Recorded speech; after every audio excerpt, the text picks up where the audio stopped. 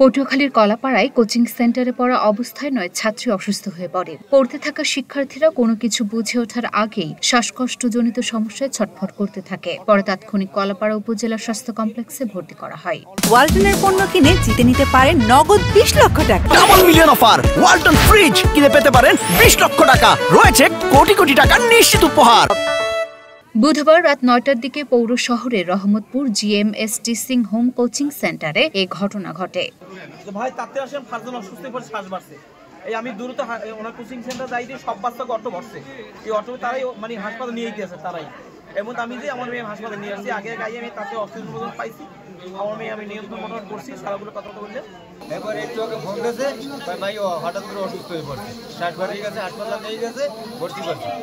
এই আমি আইয়ে দেখি যে ভাই এরকম লাফানো দিচ্ছে। ওই কোচিং এর শিক্ষক রিপন জানান, বাচ্চাগুলো বসা পড়তেছে, একটা বাচ্চা শ্বাস বলতে স্যার আমার মানে শ্বাসকষ্ট হইতেছে, তারপর ও আমার শ্বাস বাড়তেছে, আমি আমার আছে নেবুলাইজার আছে, ও আমি একটা সময় গ্যাস দিছি, দেওয়ার পর ও দেখা দেখি আরো দুইটা বাচ্চা ছিল, মানে ওরা যারা ধরে নিয়ে আসছে ওরা দেখে ওদের শ্বাস বাড়তেছিল। এরপর ওদেরকে নিয়ে হসপিটাল আসে আরো 2-3 বাচ্চা অসুস্থ হয়ে পড়ছে। প্রথমত ওখানে অসুস্থ 4 জন, কিন্তু এইখানে আনছি পর আরো 4-5 জন হয়ে গেছে, ওরা নিয়ে আসছে, ওরা এখানে অসুস্থ হয়ে পড়ছে।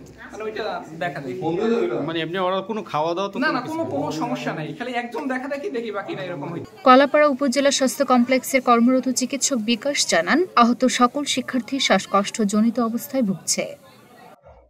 যেটা আমরা প্রাথমিকভাবে যেটা মনে করতেছি, অনেক সময় কোনো একটা কিছু শুনে বা কোনো কিছুর কারণে আতঙ্কিত হয়, অনেক সময় এরকম কিছু সিমটম হয়, আমরা সাধারণত এরকম কিছু রোগী পাই। বাট একসাথে এতগুলি বাচ্চা এরকম হওয়াটা একটু আনইউজুয়াল।